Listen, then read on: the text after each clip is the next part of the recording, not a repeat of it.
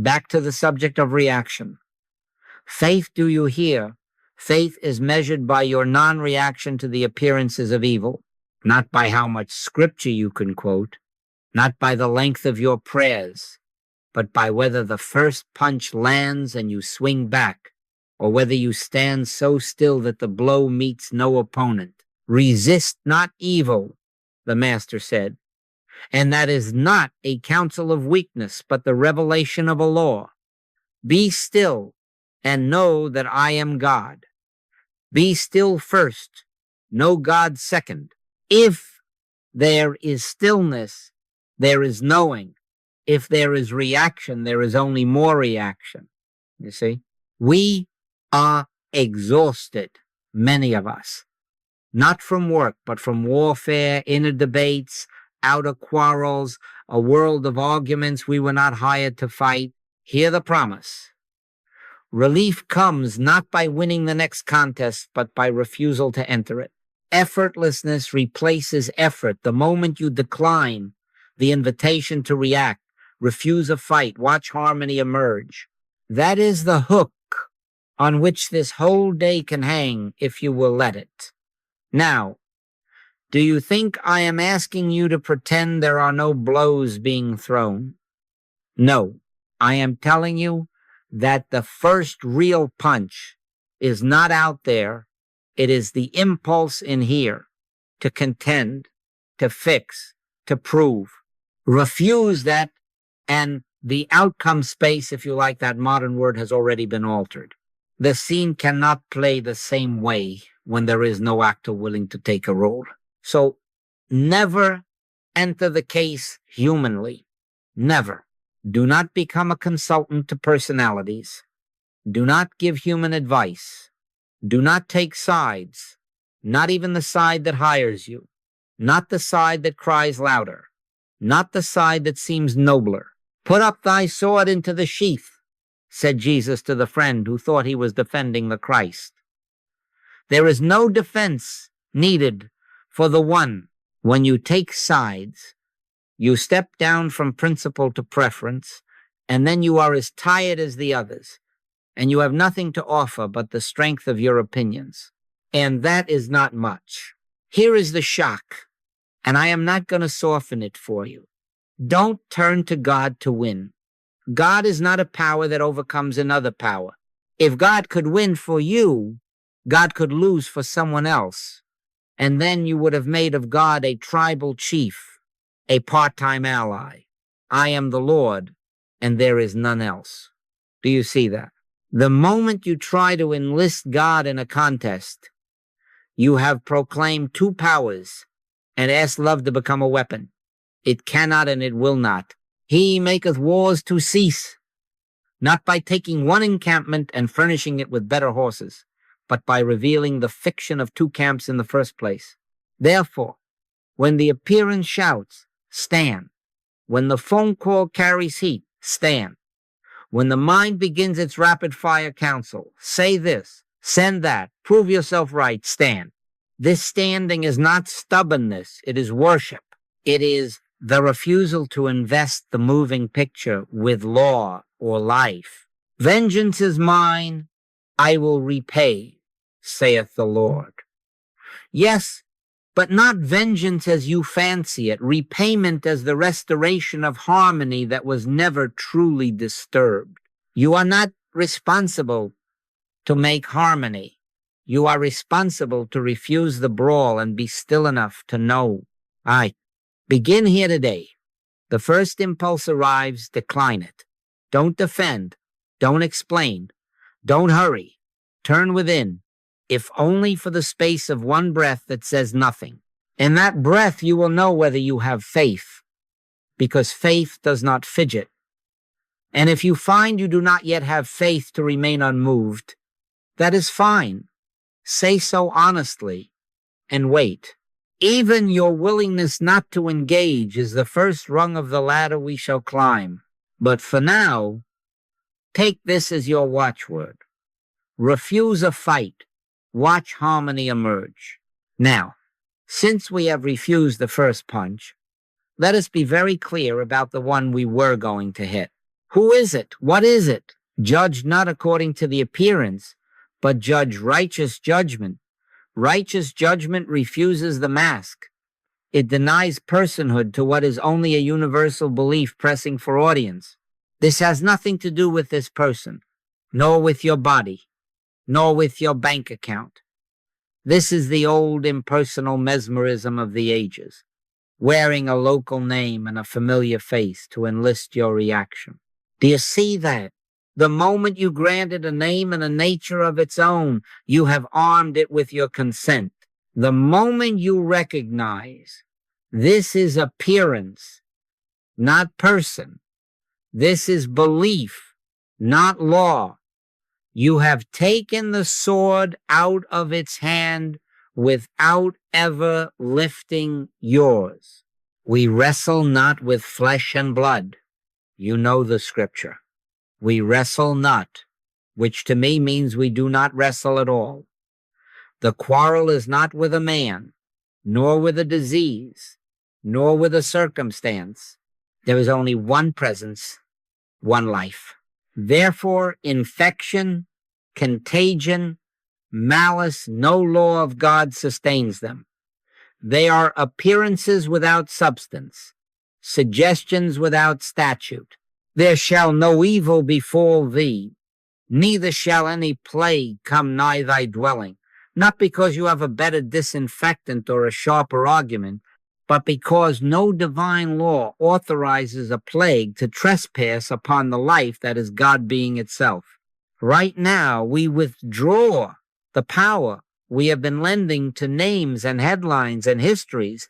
Right now, we say within, quietly, I nullify any seeming effect from a universal belief. There is only one power. There is no law to support this picture. And then we stop. We refuse to decorate the error with our attention. Christ is the only identity. Never believe in a selfhood apart from God, not the one in the mirror, and certainly not the one you thought was your adversary. If Christ is the only identity, then what is this one who accuses, who slanders, who seems to infect an appearance, a role in the moving picture? Father, forgive them, for they know not what they do. Is the master's way of depersonalizing the scene. It is not indulgence, but insight. The human actor is being acted upon by the universal belief that there are many powers and many lives. If you accept that, you join the play. If you refuse that, you step into principle. And on this middle path, we neither fear, love, nor hate any appearance. We do not fear it. There is no power in it. We do not love it. There is no charm in it. We do not hate it. There is no reality in it. We simply decline to energize it. The mind will say, but look at what they said about you. Listen to how they lied. You smile within and answer nothing, for there is no they apart from God, and God has not lied. This is not passivity. This is the only effective activity refusing to lend breath to what has no life of its own. Let me give you a picture. A letter came from a businessman who stood before a board, accused in heated tones of incompetence and deceit. Every fiber in him rose to defend, to produce emails, to counter-accuse. He remembered just in time. Never enter the case humanly. He sat back, breathed once, and said within, this is not a person. This is the universal belief in rivalry and fear presenting itself. Christ is the only identity here. He answered no bob in kind. He asked no one to take his side. In 2 minutes, the room lost its temperature. One member cleared his throat and said, perhaps we are reacting to a rumor. Another asked for a short recess. By the end of the hour, the most vocal accuser apologized for his tone, though no one had rebutted him. Nothing magical, just the heat died when it found no combustible material. Peace, be still, had been spoken where it counts, within. All right? From now on, when accusation appears, name it correctly. When a cough calls itself contagion, name it impersonally and withdraw your sanction.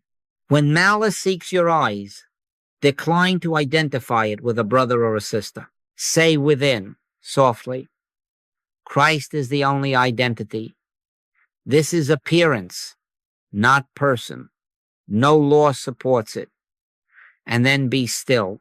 Do not try to win. Do not try to convert. Be not afraid. It is I. The I is the one. And in that one there are no adversaries and nothing to oppose. Refuse the personification and you have already disarmed the scene. The moving picture plays out without your fear, without your hate, and wonder of wonders without your applause. Now we turn the corner into method. If we have named the adversary as appearance, not person, then where shall we stand? Not in the courtroom of opinion, not between plaintiff and defendant, not over here with capital or over there with labor, not in the kitchen with spouse against spouse, not in the gallery with artist against critic. We stand where no sides exist on principle. Do you see that? Effectiveness begins precisely there, where side-taking ends. The moment you shift allegiance from personalities and outcomes to principle alone, you are out of the fight. And the strange thing is, when you are out of the fight, something real can take place. Man, who made me a judge or a divider over you? The master asked. That was not indifference. That was fidelity to a realm where Christ is the only identity, and therefore there are no litigants. So never desire to see one side win. Never. Not even the side that hires you. Your only interest is that a spiritual activity come forth. If that activity requires a reorganization, let's have it. If it requires a reconciliation, let's have it. If it requires a separation, let's have it. Do not dictate which it shall be, because the instant you hope for a human shape to the outcome, you have re-entered the case humanly, and you will have to carry it on your back. A house divided against itself cannot stand. Division is the atmosphere of personalities and opinions. Principle is undivided. Remain there. Now the practical restraint. When you are called into a labor dispute, do not plead for capital or for labor. Both are words for people frightened about supply, and no spiritual law is consulted in that fear. Sit back of it. Affirm nothing. Deny nothing. Do not quote truth into the wind. Be still inside and refuse consent to two powers. In one such case, this was in a mid-sized plant where the papers had warmed the air. We refused to give advice. You see, they wanted a mediator with clever terms. We offered none. We entered silence just often enough to keep from taking a side, and we held to one recognition. There is only one, and in that one, there is no conflict of interest. The next week, the meeting broke and reassembled with a different spirit. Some roles shifted. A department was closed and another opened. 3 men left with generous settlements, and one, who had been the loudest, found himself relieved to pursue the training he had long postponed. Nobody won, yet a tension that had built over years melted like frost in sun. He maketh wars to cease unto the end of the earth, not by crowning a party, but by revealing that war had no law to maintain itself. The same in homes. Spouse against spouse, pleading their histories and tallying scores. You cannot sort that ledger and stay in the light. Refuse their sides tenderly. Say within, Christ is the only identity here. And be willing for the shape of harmony to surprise you. Sometimes the marriage ripens into a deeper union when both are no longer defended selves. Sometimes the truest peace is a courteous parting. If spiritual harmony can only be achieved by separation, let's have it. What God hath joined together is not two egos bound by vows. It is one life recognizing itself. Do you see? Artists and critics do not beg a review to turn in your favor. Your fatigue is not from art, but from arguing with shadows. Stand still until you no longer need vindication.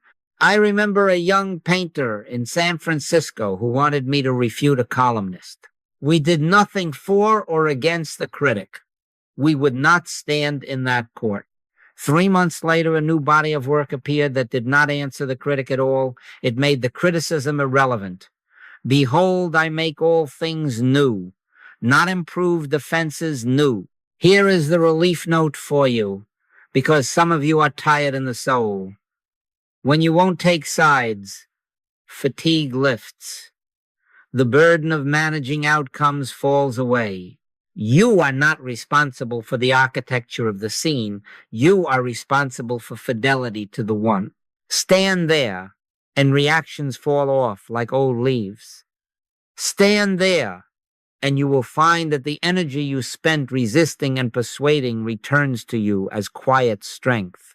The Lord shall fight for you, and ye shall hold your peace, which means the fact of one presence dissolves the pretense of two, and your work is to hold your peace. So let us have done with pleading for personalities.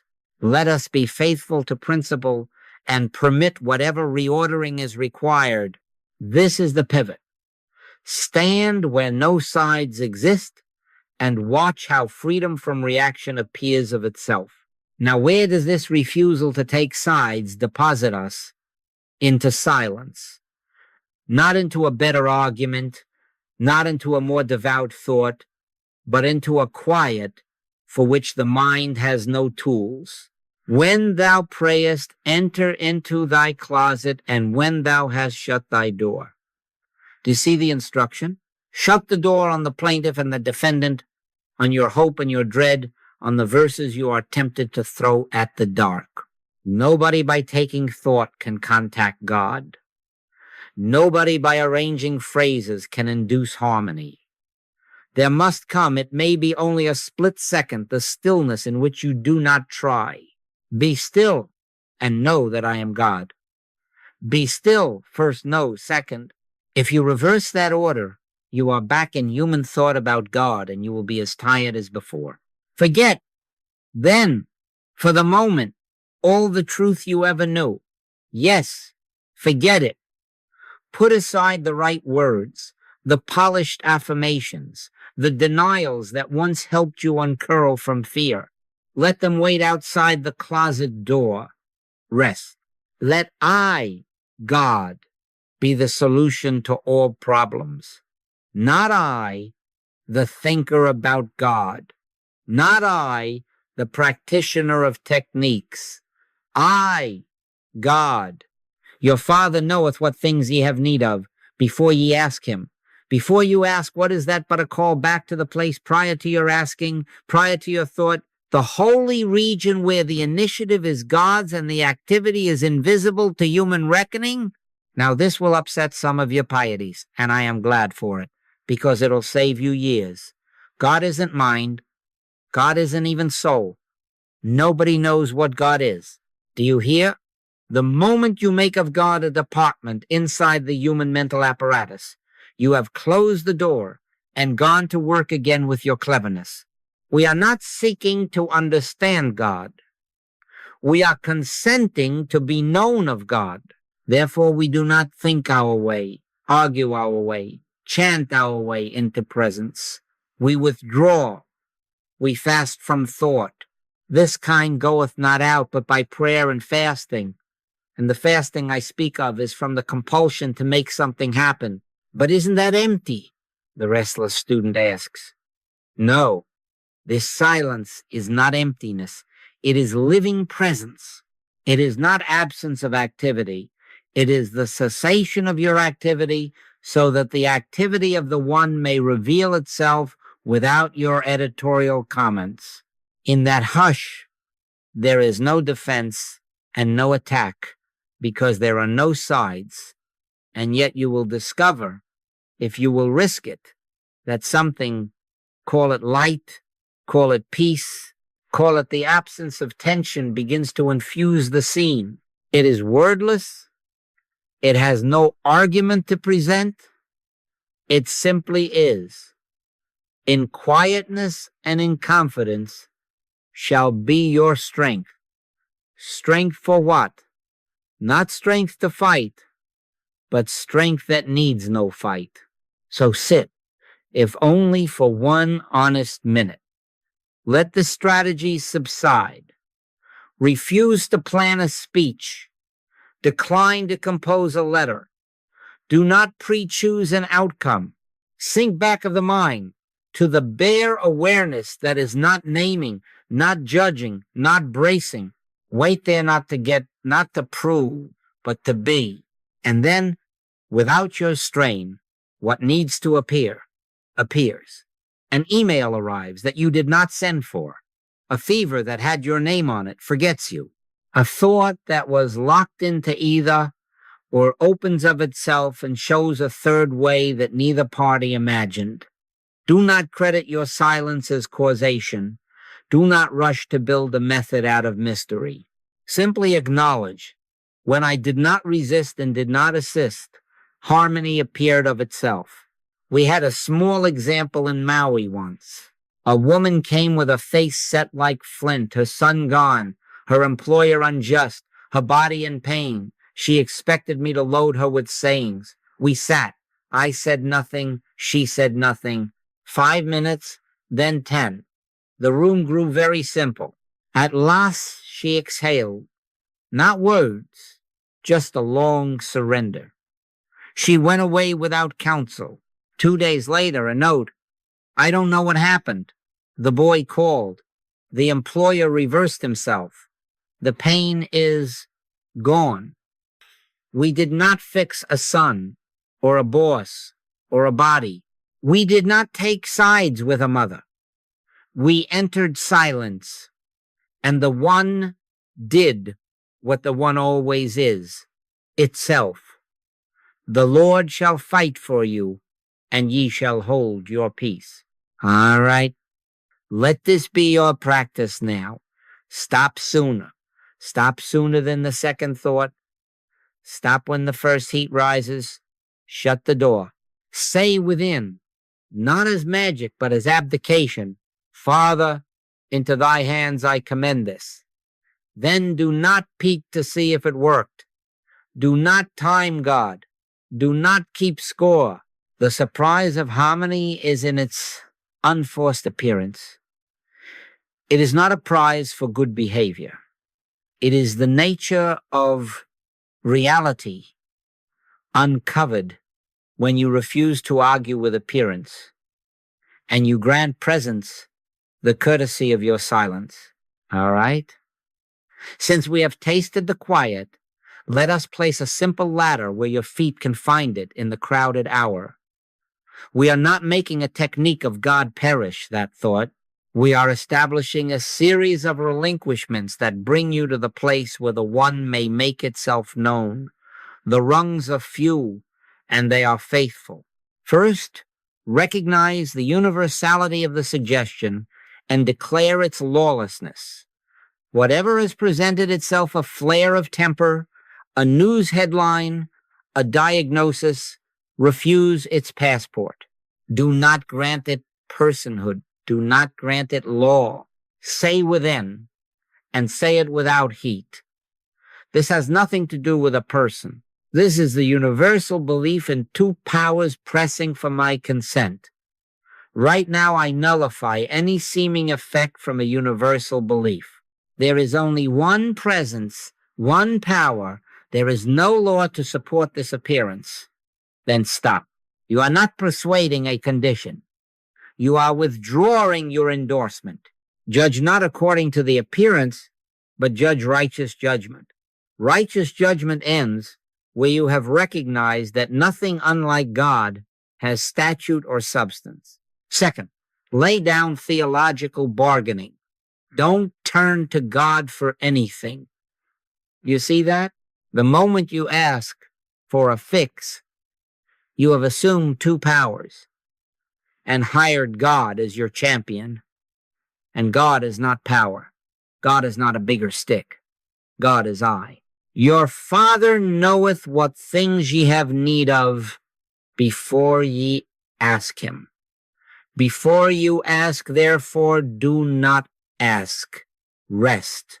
No plea, no bargain, no side. We are not upgrading one personality to win over another.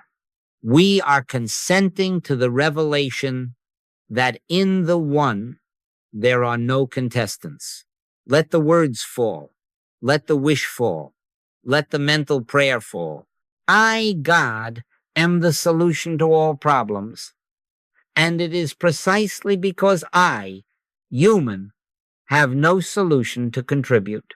Third, relinquish personal clinging, even the cherished loyalties that have kept your heart busy. Sometimes the rope we clutch is the very thing holding us over the pit of reaction. He that loveth father or mother more than me is not worthy of me. If you are not willing to leave mother, brother, sister, father, for my sake, you know it. This is not cruelty. It is emancipation from identification with a private self that must be defended. Be willing for reputation to go, for vindication to go, for having the last word to go. Be willing, if harmony requires it, for a job to end, for a partnership to reorganize, for a timetable to dissolve. We are not throwing anyone away. We are releasing our demand that they be our security. Christ is the only identity. In that recognition alone can your heart quit reaching for handles and come to rest. Fourth, this kind goeth not out but by prayer and fasting. Now, the fasting I am speaking of is from statements, from thoughts about truth, from the itch to look and see if anything is happening. Withdraw. Enter your closet. Shut the door on scriptures. 2, for a moment, yes, even the ones I have quoted to you, and wait for the inner click. There must come a split second in which no petition rises, no phrase is rehearsed, no picture is managed. Do you see? It is a holy abstinence from your religious cleverness. And then there it is, the click. The pressure goes out of the scene. A sweetness touches the air, or perhaps only an absence of strain. You did not cause it. You did not earn it. It is presence announcing itself where you are because you vacated the seat. Now, about cadence. Do not wait for cathedrals and retreats. Take short, sincere rests many times a day. 30 seconds behind a closed mouth. 1 breath at the sink. An unannounced pause before you answer the email. Climb the first rung. Impersonal recognition whenever a story starts. Step off the second. No bargaining. The moment you feel yourself composing a prayer to win. Loosen the third. Let the grip soften when your shoulders rise to defend a precious image. And then, as often as grace will let you, fast from thought and listen for the click. Sometimes you will climb only to the first rung, and the heat will die. Sometimes you will travel all 4, and there will be light. Do not time it. Do not grade it. Let God have its perfect work. You will discover, quietly and more often than you think, that outcomes begin to appear without your managing. A door closes and you are not frightened. A voice that had to be answered no longer draws you. A pain you had scheduled in your calendar for years simply doesn't arrive. We do not claim these. We do not build altars to them.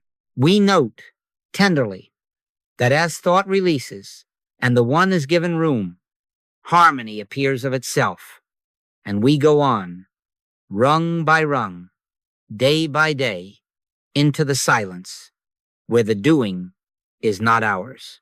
Now let us take this into the wild, into the workrooms, the kitchens, the hallways, where the body whispers alarms. It is one thing to hear of silence in a meeting.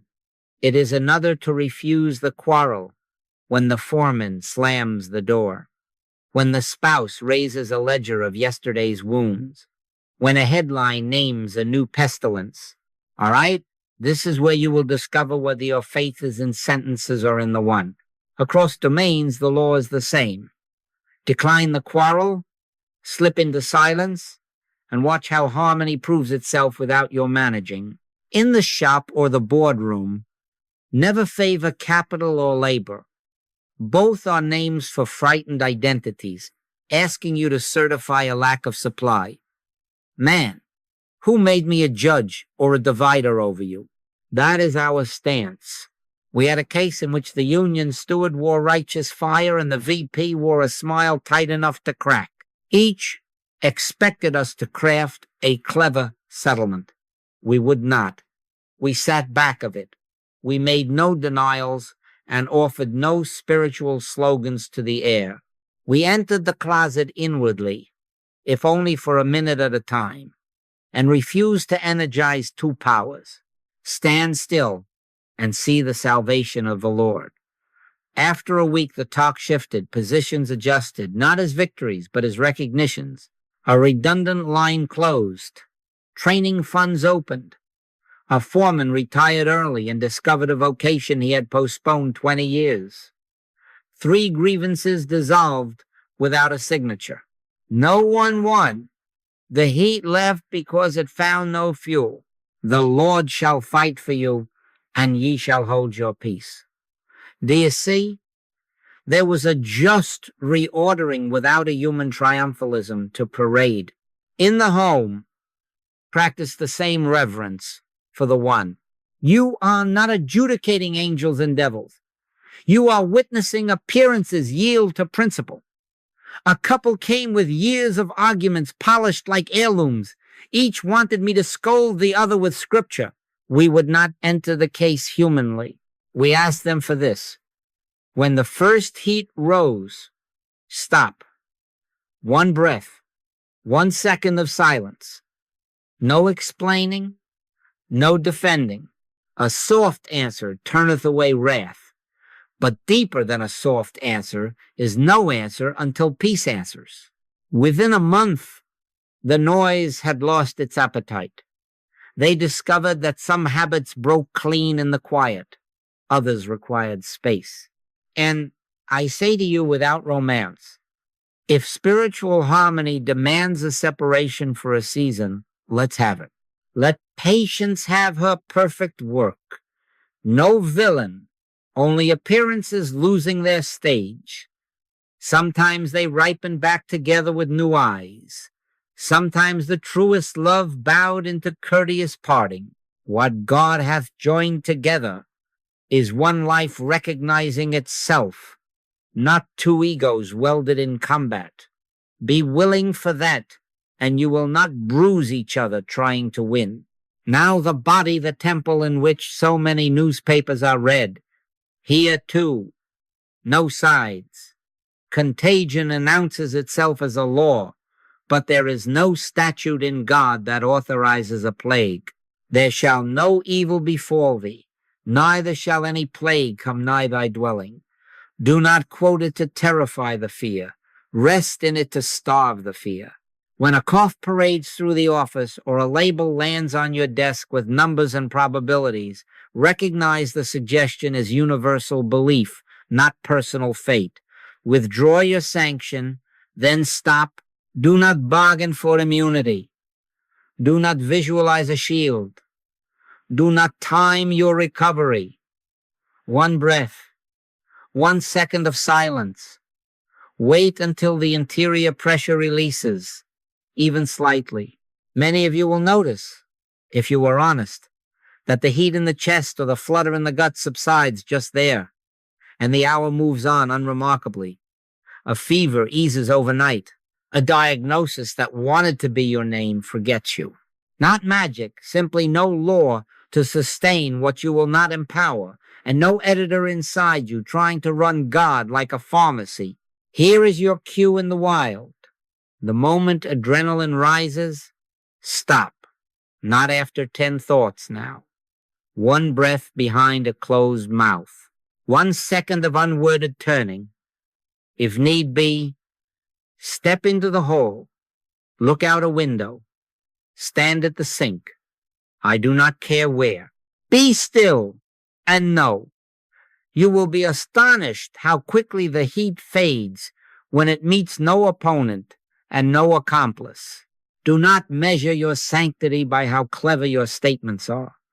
Measure by the swiftness with which you refuse the first quarrel in workrooms, in homes, and in the body.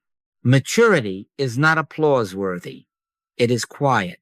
You will know you are ripening when your reflex to react weakens, when the space between the blow and your breath grows wide enough for God to be obvious.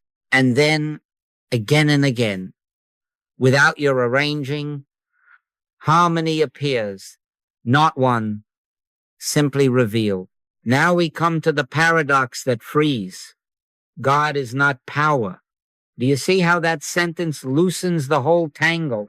Because the moment you imagine God as a power, you have imagined an opposing power and hired God to beat it. There are not two powers. There is one. Therefore, there is nothing for God to overcome, and there is nothing for you to help God overcome. Resist not evil is not a counsel to become a doormat. It is a revelation that what you were calling evil has no law to sustain it, no statute in the one, and therefore your resistance would be a fantasy boxing match in a ring that does not exist. Now, that shocks some of you who have been trained to swing a righteous fist in prayer. All right? Let it shock you, because it will save you from exhaustion. Darkness is not cured by a brighter darkness. It vanishes the instant the sun is obvious. Do you see? We are not bringing a superior force to subdue a rival. We are consenting to the finished fact. One presence, not by might, nor by power, but by my spirit, saith the Lord. Spirit is not a heavier hammer. Spirit is the indivisible life in which no hammer is required and no nail protrudes. But then what do I do when the accusation, the symptom, the crisis is right in front of me? First, you stop fighting. You refuse the first punch. You call it what it is. Appearance, not person. Suggestion, not law. And you withdraw your sanction. Then you go into the quiet, one breath, one unclenched moment until peace, even a mustard seed of it, is present. Be not afraid. It is I. The I is not a helper entering a contest. The I is the only identity declaring itself where panic pretended to be. Out of that peace, and only then, right action appears, without strain, without the theatrical heroics of winning. Sometimes the action is silence extended.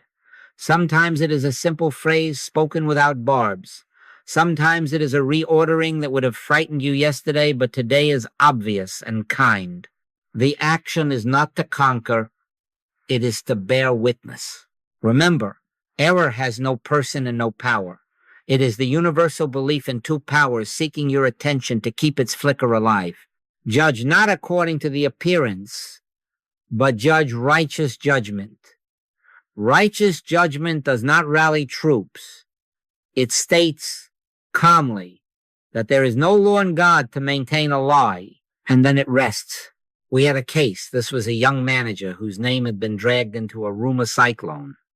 He wanted me to pray up a gale to blow back the gossip. We would not. We entered silence and let the pressure go out. The next morning he felt to send 3 lines, not a defense, not a treatise, only a clear schedule of next steps for the team. No mention of the rumor. The air cooled. Within days, the rumor expired for lack of oxygen. Peace first, then the right. Light touch. Make no mistake. Resist not evil. Does not counsel indifference to human need. It counsels indifference to the premise of two powers. The Lord shall fight for you, and ye shall hold your peace. What fights? Not a deity versus a devil, but the fact of one dissolving the fiction of two. Your part is to hold your peace. That is, to refuse the inner quarrel that breeds the outer one. And be still and know that I am God. Be still first. Knowing follows the stillness, not the other way around. So, let this settle down into practice. The next time a report shouts danger, decline the armory. Lay down the urge to gather allies in arguments. Enter the quiet until the itch to fix subsides, however slightly, and wait. Out of that hush, whatever is needed will be there. A call to make, a meeting to postpone, a boundary to set, a yes or a no that is free of fear. It will not have the weight of combat. It will have the lightness of recognition. This is the paradox that frees. The moment you cease combat, the fact of one emerges. Harmony is revealed, not one. All right? Now let us settle into the pace of ripening, because some of you are living with a stopwatch on your soul, and that is why you are tired. Don't judge your demonstration day by day.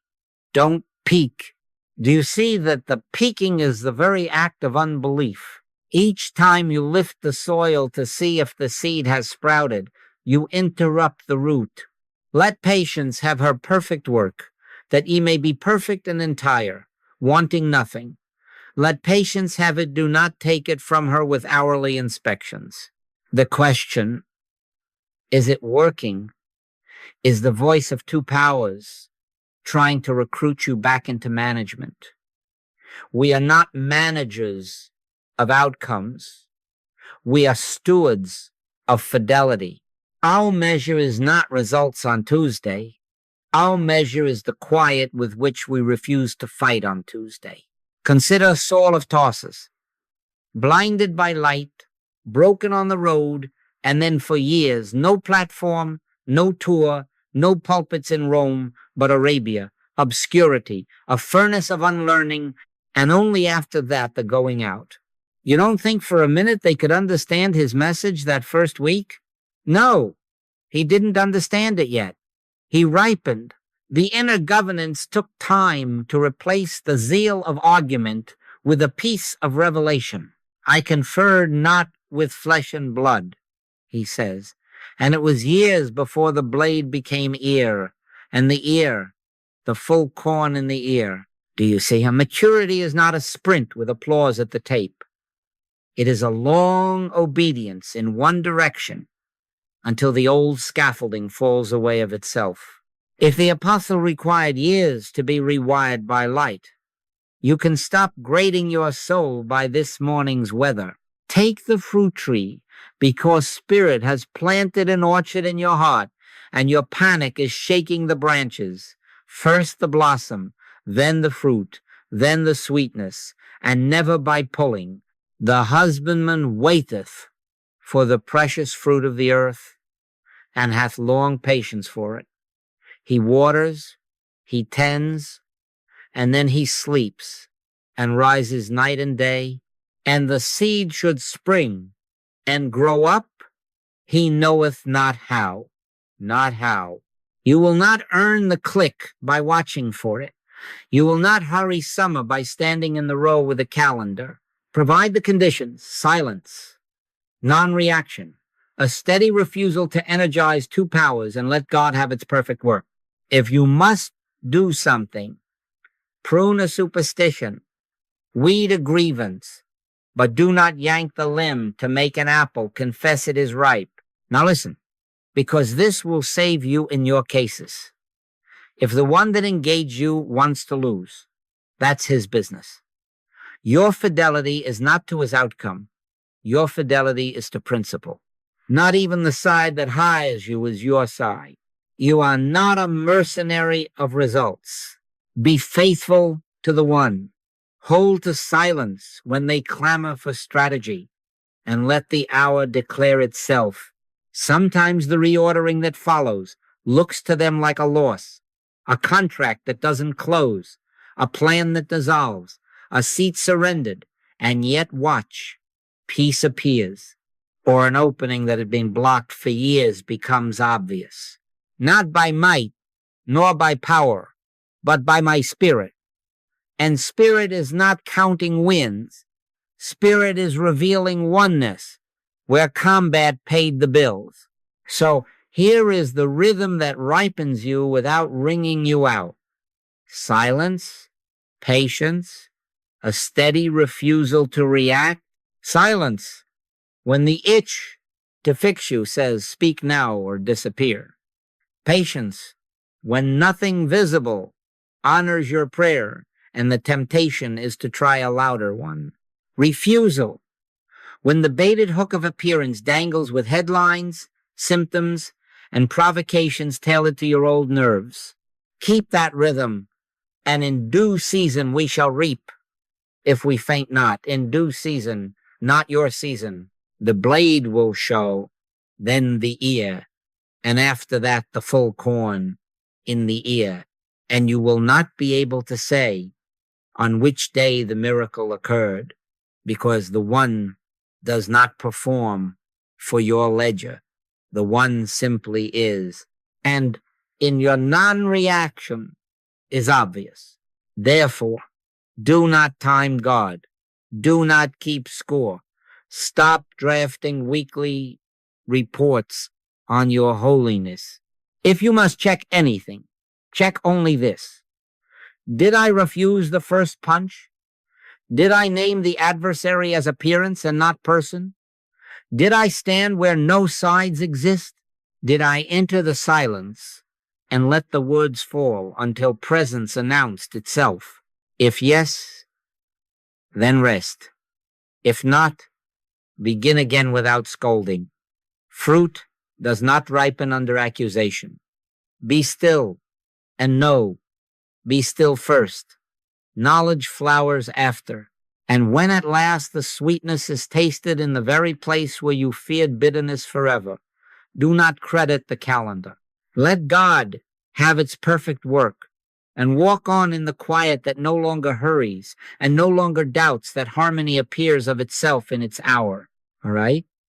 Since we have agreed not to time God and not to keep score, let us set our watches not to monitor results, but to keep fidelity. Watch and pray, not because danger lurks, but because habit does. 3 to 5 times a day, unannounced to anyone but your heart, give 30 seconds to silence. Morning before the day claims you. At noon while others consult their gods of hurry. Late afternoon when the mind begins to argue. And again in the evening when the day seeks a verdict. That is sufficient. Short, faithful rest. Do not embellish. Do not try to make something happen. Set a watch, O Lord, before my mouth. Keep the door of my lips. That watch is also for the mind. When the little bell you've set arrives, stop. Close the door inside. One breath. No plea. No plan. Consent. Then go on. Now add a second watch, the instant watch, for the first twinge of reaction. The moment heat rises in the chest. The moment the email stings. The moment the body flutters. Stop. Right there. One breath behind the closed mouth. Then, if a word must be used to unhook the reflex, let it be only these short inner lines, and then silence. This is a universal belief. I take no side. Christ is the only identity. Be still. Do not turn them into slogans for winning. Whisper them as door openers, and then shut the door on words. We are not persuading a condition. We are withdrawing our sanction and entering the quiet. Often you will notice that the heat drops its demand for a reply. If not, repeat the breath and do nothing more heroic than refrain from the first punch. You see how small and holy this is? For heavy cases, when the appearance is loud and would draft you into a campaign, this kind goeth not out but by prayer and fasting. Fast from affirmations, fast from denials, fast from news about the case. Abstain if only for a few minutes, from all spiritual speech until the inward click arrives. Keep the vigil gently. Could ye not watch with me 1 hour? An hour may not be demanded of you today, but the spirit of watchfulness is. Sit or walk or rest propped on a pillow, but do not argue with the appearance and do not argue with God. Wait. If the click does not come, do not declare failure. Put the case back on the altar, sleep, and answer the next watch when it rings. We are not moving mountains. We are moving out of the way. In quietness and in confidence shall be your strength. And where shall you keep these watches? Anywhere. The Sabbath was made for man, and not man for the Sabbath. Neither in this mountain nor in Jerusalem, but in spirit and in truth. In the car, at the light hands on the wheel, heart in the closet, in the office eyes on the ledger, silence on the inside. In the kitchen, steam rising, mind resting. In the queue, at the market, on the sidewalk, between one building and the next, between one word and the next, do you see? The altar is not a place but a pause, and the pause can be kept anywhere the one is, which is everywhere. Now, a boundary to preserve the sanctuary you are building, never speak to convince. The servant of the Lord must not strive. Let presence convince or dismiss the matter. If you feel the itch to craft a perfect sentence to win the point, you already know. Be still. Let your communication be yea, yea, nay, for whatsoever is more than these cometh of evil. Speak only when the heat has gone and the word is light enough to carry itself. Many a storm has been fed by our explanations. Many a crisis has starved because there was nothing to push against. The Lord shall fight for you, and ye shall hold your peace. Hold it. If a conversation dies because you will not defend yourself, let it die. If a meeting shortens because you offer no argument, let it shorten. If an email remains in drafts because peace withholds your hand, let it rest. Presence will do with the matter what presence always does: reveal, one, or remove the scene. These are micro-liturgies, not performances. Small, faithful refusals to fight, paired with brief silences, become the practiced habit of harmony. Pray without ceasing does not mean length. It means frequency. Touch the hem again and again until touching is your way of walking. You will find, without drama, that your reflex shifts. The space between impulse and answer grows wide, and in that wideness, the one is obvious. Keep the watches. Keep the boundary. Keep the gentle fast when needed, and then let the hour declare itself while you move quietly through a day that no longer bribes or bullies you into taking sides. Be still and know. Now, let the letters speak, not as banners to march under, but as footprints that tell you which way the tide is moving. We do not display outcomes to keep score. We do not mount them on the wall. These are not wins. These are the natural traces of one presence made visible when we withheld the fight. The Lord shall fight for you, and ye shall hold your peace. We held. Watch what appeared. A mother wrote from Portland. Nights had become a theater of alarms, racing hard at 2 a.m, catalogs of calamity, then shame for being afraid. She tried every sentence she knew and only grew more tired. After our talk, she kept the watches.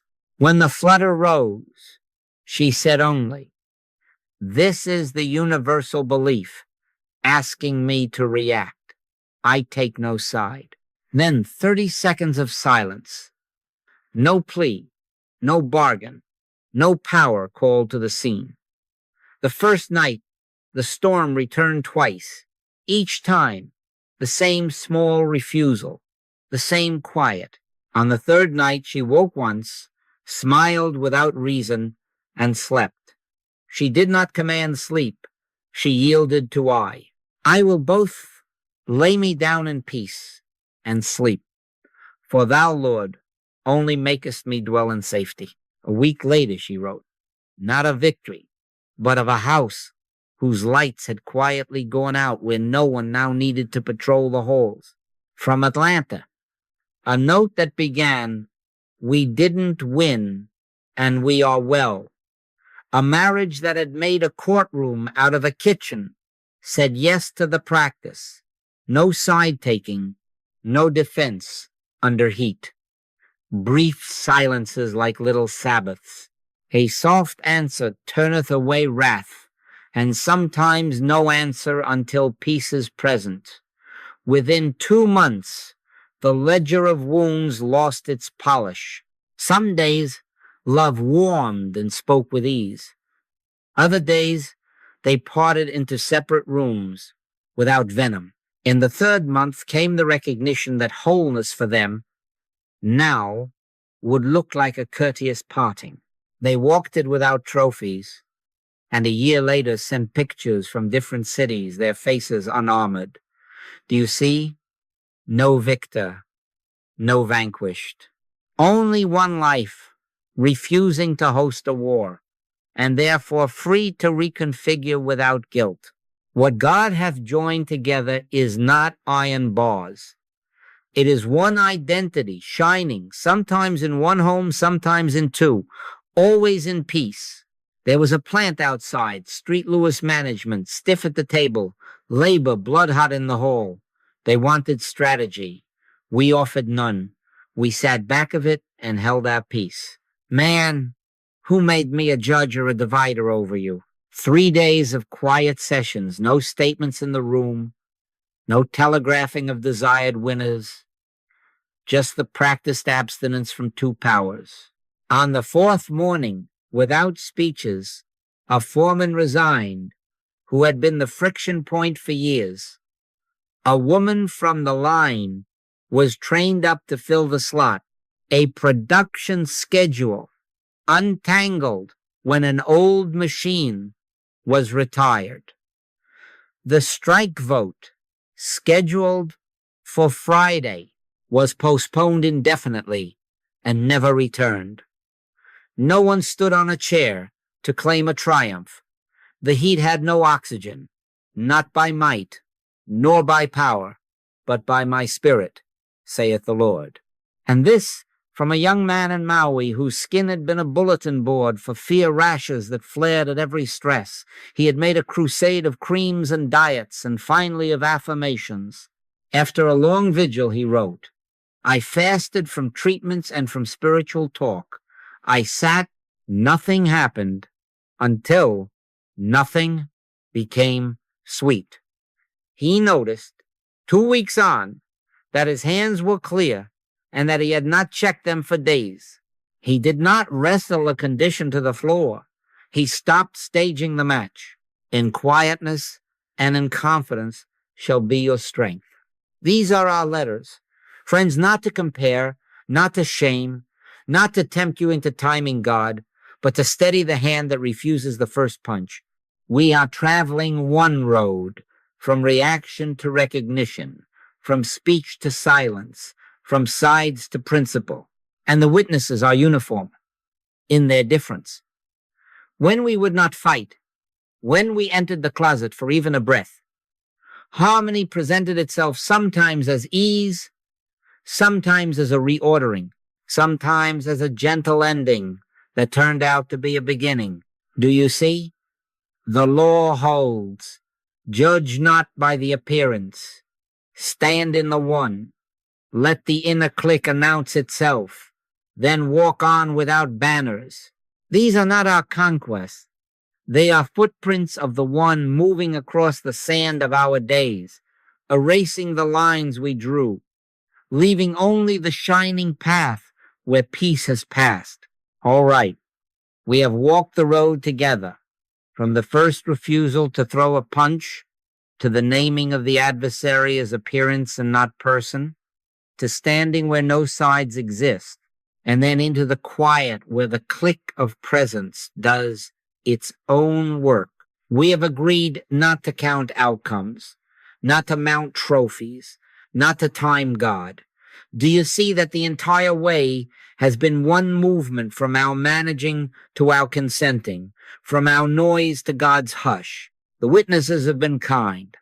Harmony shows itself when there is nothing left in us to fight. The Lord shall fight for you, and ye shall hold your peace.